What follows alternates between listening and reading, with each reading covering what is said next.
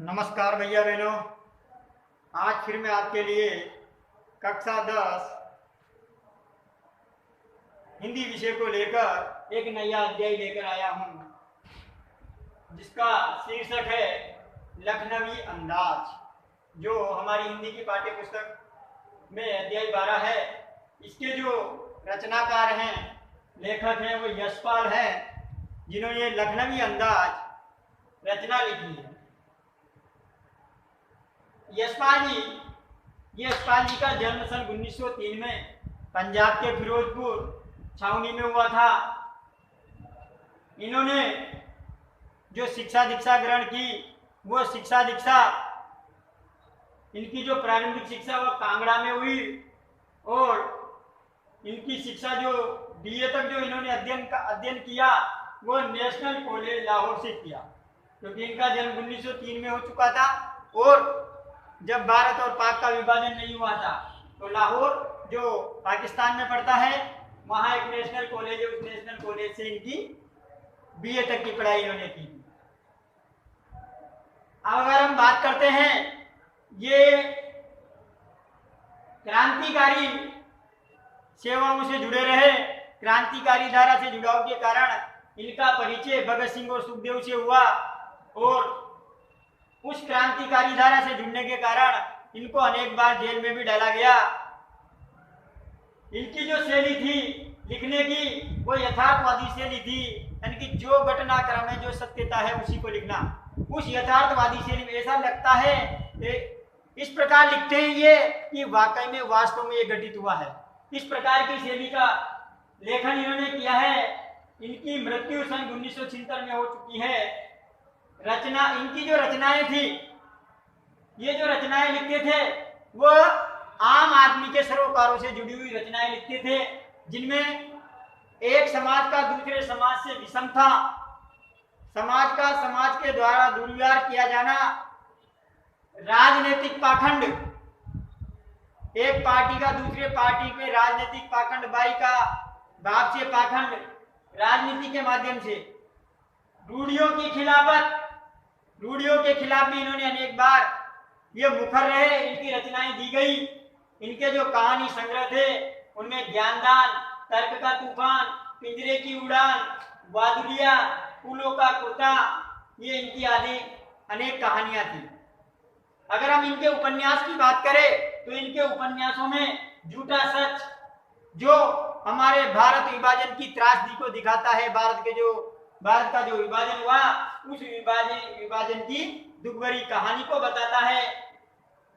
दूसरा जो इनका उपन्यास था पार्टी कामरेड, तीसरा दादा कामरेड, मेरी तेरी उसकी बात, इस प्रकार इनकी अनेक रचनाएं थी, अनेक उपन्यास थे। इनकी जो भाषा है वो भाषा में सजीवता मिलती है। इनकी जो भाषा है वो स्वभावगत भाषा है। इनकी जिस प्रकार का चरित्र है, जिस प्रकार का चरित्र वो भाषा बोलना जानता है, उसी प्रकार की भाषा का प्रयोग लाकर इन्होंने चरित्रों में सजीवता ला दी है। अब हम बात जो करें कि लखनवी अंदाज, ये जो लखनवी अंदाज पाठ है, अध्याय है, ये लखनवी अंदाज अध्याय में ऐसा क्या है? ये जो लखनवी अंदाज है जो इन्होंने लिखा, ये व्यंग्य, ये साबित करने के लिए लिखा था कि बिना कत्ते के कोई कहानी नहीं लिखी जा सकती। किसे लिखा था ये बात? ये अध्याय किसे लिखा गया था कि बिना कत्ते के कोई कहानी नहीं लिखी जा सकती। अरे मान लो कोई कत्ते ही नहीं है, कोई कथन ही नहीं है आपके पास, तो बिना कत्ते के कहानी लिखी जा सकती है क्या? बताइए आप। बिना कत्ते के कहानी नहीं लिखी जा सकती भाई। लिखी जा सकती है क्या? नहीं लिखी जा सकती। अगर मान लो आपके पास कोई कथा नहीं है, कोई बात ही आपके पास नहीं है, तो फिर कोई कहानी नहीं लिखी जा सकती। तो इसको साबित करने के लिए लिखा था, परंतु एक स्वतंत्र रचना के रूप में इस रचना को यहां पर पढ़ा जा सकता। यशपाल उस पतनशील सामंती वर्ग पर कटाक्ष करते हैं जो वास्तविकता से बेखबर एक बनावटी जीवन शैली का आदी हो गया। लखनवी अंदाज, जैसा कि इसका नाम है, सामंत लोगों को आपने देखा होगा सामंतीवाद, जो सामंतीवादी लोग थे, जो सामंती वर्ग था या सामंती वर्ग जो लोग था, बड़े व्यक्ति, अमीर व्यक्ति, यानी कि जिनकी अमीरी छिन जाने के बावजूद भी अपनी उनकी टसक कम नहीं होती। इस प्रकार लखनवी अंदाज के माध्यम से बताया कि लखनऊ के जो नवाब होते हैं, वो लखनऊ के नवाब भले से उनके राजपाट छिन गए, फिर भी अपने आप को वो नवाब की तरह पेश किए हुए बगैर नहीं मानते। इसलिए कहा है कि बिना कत्ते के कोई कहानी नहीं लिखी जा सकती, लेकिन यहाँ पर एक स्वतंत्र रचना के रूप में बताया कि हाँ लिखी जा सकती है। तो बनावटी जीवन शैली का आदी है लखनवी लोग। कहना न होगा कि आज के समय में भी ऐसी परजीवी संस्कृति को देखा जा सकता है। परजीवी, ऐसी अलग प्रकार के जीव, ऐसी संस्कृति को देखा जा सकता है। ये कहानी, ये जो एक कहानी के रूप में ये रचना लिखी गई है, एक बार ऐसा होता है कि जो मुफस्सिल का मतलब होता है जो लोकल ट्रेन होती है, जिसे अपन कहते हैं, जो नगर के इर्द गिर्द स्थान पर चलती है, जिसे मेट्रो कहते हैं आजकल। क्या कहते हैं? मेट्रो। तो मुफस्सिल यानी कि केंद्र नगर के इर्द गिर्द के स्थान। तो मुफस्सिल की पैसेंजर ट्रेन चल पड़ने की उतावली में पुकार मार रही थी, सीटी बजा रही थी। आराम से सेकंड क्लास में जाने के लिए दाम अधिक लगते हैं, तो दूर तो जाना नहीं था,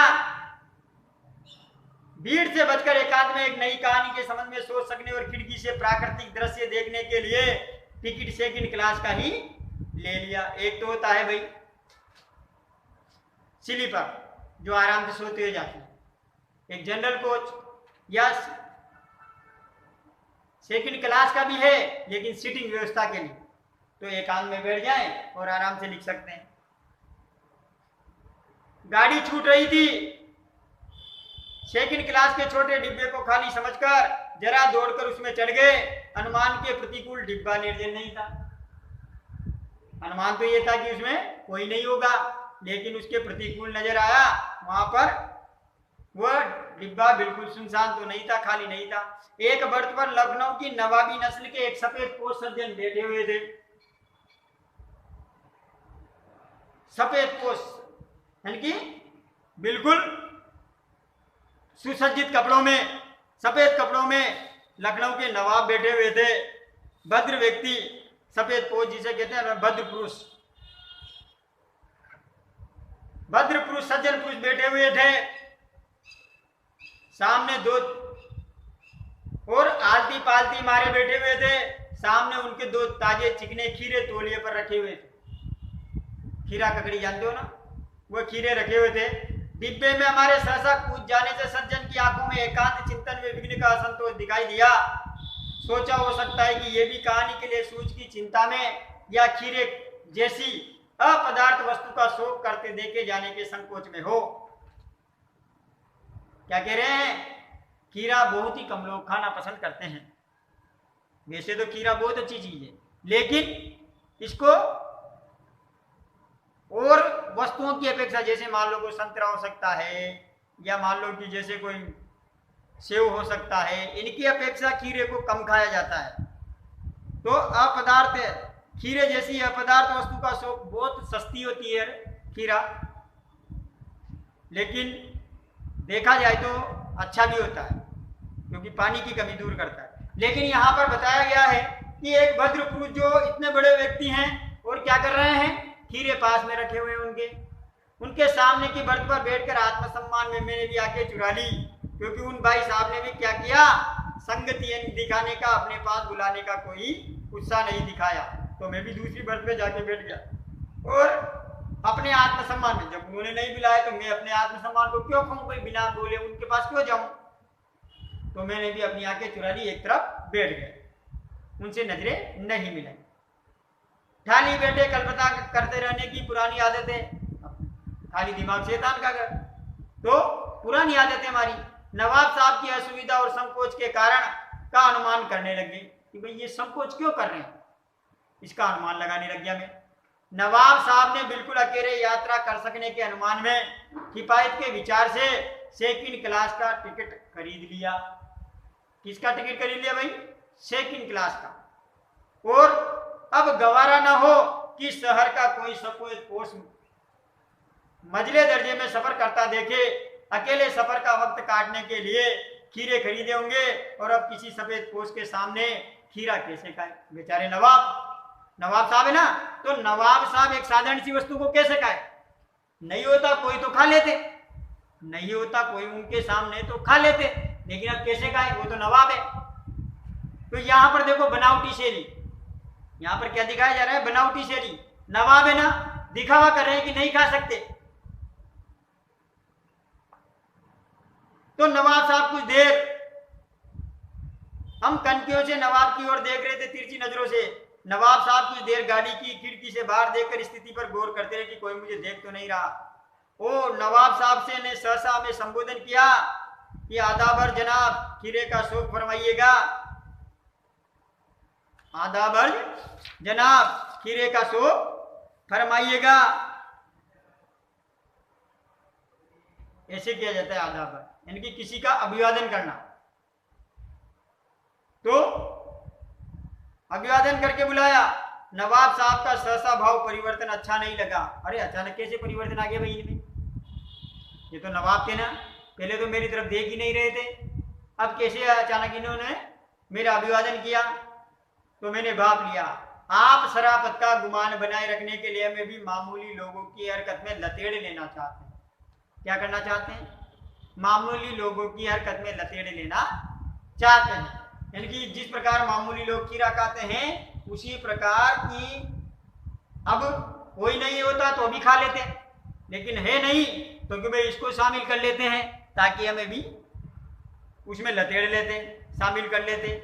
जवाब दिया शुक्रिया, किबला शौक फरमाइए कि आप ही खाइए, आप ही खाइए। अपना गुमान, शराफत का गमन बनाए रखने के लिए वह हमें भी मामूली लोगों की इस हरकत में लतेड़ लेना चाहते थे, शामिल कर लेना चाहते थे। जवाब दिया कि हाँ धन्यवाद, आप ही खाइए, आप ही शौक फरमाइए इसे। तो नवाब साहब ने फिर एक पल खिड़की से बाहर देखकर गौर किया और दृढ़ निश्चय किया कि खीरों के नीचे रखा तौलिया झाड़ कर सामने बिछा लिया और सीट के नीचे से लोटा उठाकर दोनों खीरों को खिड़की से बाहर धोया और तौलिए से पोंछ लिया। जेब से चाकू निकाला, दोनों खीरों के सिर काटे और उन्हें गोद कर झाग निकाला। फिर खीरों को बहुत एहतियात से छीलकर फांकों को करीने से तौलियों पर सजाते गए। लखनऊ स्टेशन पर खीरा बेचने वाले खीरे का इस्तेमाल का तरीका जानते हैं। ग्राहक के लिए जीरा मिला नमक और पिसी हुई लाल मिर्च की पुड़िया भी हाजिर कर देती है। जैसे देखा होगा आपने कई बार कि ये ककड़ी बेचने वाले लोग उसमें नमक मिर्ची मसाला वगैरह मिलाकर वो पुड़िया बनाकर देते हैं। उसी प्रकार यहाँ लखनऊ पर भी इसी प्रकार खीरा बेचने वाले लोग ऐसा ही करते हैं। नवाब साहब ने बहुत ही करीने से खीरे की फांकों पर जीरा मिला नमक लाल मिर्च की सुर की बुरक दी। उनकी प्रत्येक भावभंगिमा और जबड़ों के स्फुरण से स्पष्ट था कि उस प्रक्रिया में उनका मुख खीरे के रसास्वादन की कल्पना से प्लावित हो रहा था, डूब रहा था। अभी इमली को देखो कैसे मुंह में पानी आ जाता है, उसी प्रकार यहाँ वह रसास्वादन ले रहे थे, उसमें डूब रहे थे। हम कनकियों से देखकर सोच रहे थे कि मियाँ रईस बनते हैं, लेकिन लोगों की नजरों से बच सकने के ख्याल में अपनी असलियत पर उतर आए। अपनी असलियत पर उतर आए ना। दिखते तो नवाब हैं लेकिन काम साधारण से करते हैं। नवाब साहब ने फिर एक बार हमारी ओर देख लिया। वल्ला शौक कीजिए, लखनऊ का बालम खीरा है ये। शौक कीजिए, लखनऊ का बालम खीरा है, प्रसिद्ध खीरा है ये वहां का, लखनऊ का। आप शौक फरमाइए, आप भी खाइए। नमक मिर्च छिड़क दिए जान से ताजे खीरे की पनियाती फाके, चमकदार फाके। पानी मुंह में जरूर आ रहा था लेकिन इनकार कर चुके थे। आत्मसम्मान निभाना ही उचित समझा। उत्तर दिया शुक्रिया, इस वक्त तलब महसूस नहीं हो रही, मुझे इसे खाने की भूख नहीं है। मैदा भी जरा कमजोर है हमारा, अरे हाजमा भी जरा कमजोर है। किबला शौक फरमाइए, आप ही खाइए। नवाब साहब ने सहतश नाकों से नमक मिर्च के संयोग से चमकती खीरे की फाकों की ओर देखा। खिड़की के बाहर देखकर दीर्घ निश्वास लिया। खीरे की एक फाक उठाकर होठों तक ले गए। फाक को सूंघा। स्वाद के आनंद में पलकें मूंद ली उन्होंने। कैसे खा रहे हैं देखो। खीरे की एक फाक उठाकर होठों तक ले गए, फाक को सूंघा और स्वाद के आनंद में पलकें मूंद ली उन्होंने। और मुंह में भरा ही पानी की घूंट को गले से उतार लिया और तब नवाब साहब ने फाक को खिड़की से बाहर छोड़ दिया। अपने आप को नवाब बताने के आप ऐसे खाते हैं नवाब। नवाब साहब खीरे की फाकों को नाक के पास ले जाकर वासना से बाहर छोड़ देते। रसा स्वादन कर खिड़की से बाहर उस फाक को छोड़ देते। नवाब साहब ने खीरे की सब फाकों को खिड़की से बाहर फेंककर तौलिए से हाथ और होठ पोंछ लिए। गर्व से गुलाबी आंखों से हमारी ओर देख लिया, मानो कह रहे हो ये है खानदानी रईसों का तरीका। किसका तरीका? खानदानी रईसों का तरीका। नवाब साहब खीरे की तैयारी और इस्तेमाल से थक कर लेट गए। हमें तस्लीम से सिर खम कर लेना पड़ा और हमें क्या करना पड़ा भाई?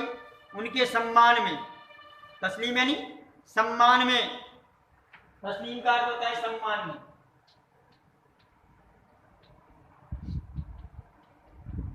उनके तस्लीम में हमारा सिर झुकाना पड़ा। खानदानी तहजीब, नफासत और नजाकत उर्दू शब्द हैं। तहजीब यानी शिष्टता, नफासन यानी स्वच्छता और नजाकत यानी कोमलता।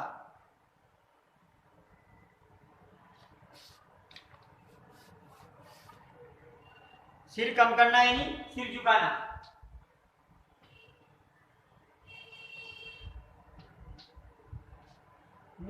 सिर झुकाना।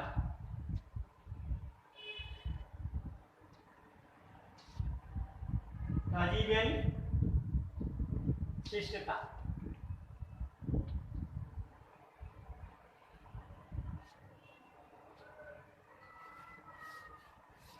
नफासत यानी स्वच्छता।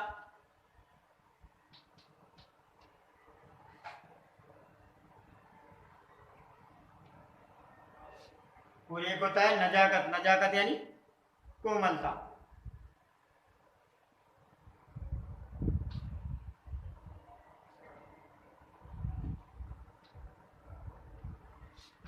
तो देखो भाई किस प्रकार यह है भाई खानदानी रईसों का तरीका। नवाब साहब खीरे की तैयारी और इस्तेमाल से थक कर लेट गए।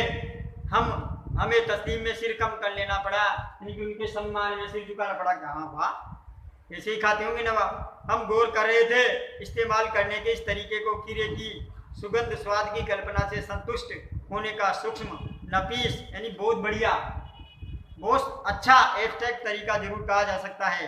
परंतु क्या ऐसे तरीके से उधर की तृप्ति भी हो सकती है क्या? अरे ऐसे खीरा खाने पर क्या आपका पेट भर सकता है क्या? क्या इस प्रकार मान लो कोई कत्ते नहीं हो, कोई चरित्र ना हो, तो फिर कहानी लिखी जा सकती है क्या? नहीं लिखी जा सकती। नवाब साहब की ओर से बड़े पेट के ऊंचे डकार का शब्द सुनाई दिया। और डकार भी आ गई मानो उनके। अरे वाह, बिना खाए डकार आ गई। और नवाब साहब ने हमारी ओर देखकर कह दिया, खीरा लजीज होता है लेकिन होता है शकील। खीरा क्या होता है भाई? लजीज, बहुत अच्छा होता है स्वाद में, लेकिन शकील होता है आसानी से न पचने वाला। शकील किसे कहते हैं? आसानी से न पचने वाला। शकील का मतलब होता है आसानी से न पचने वाला।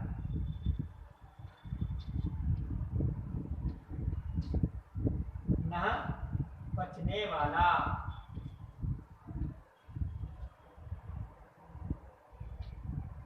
तो देखो किस प्रकार उन्होंने खाया।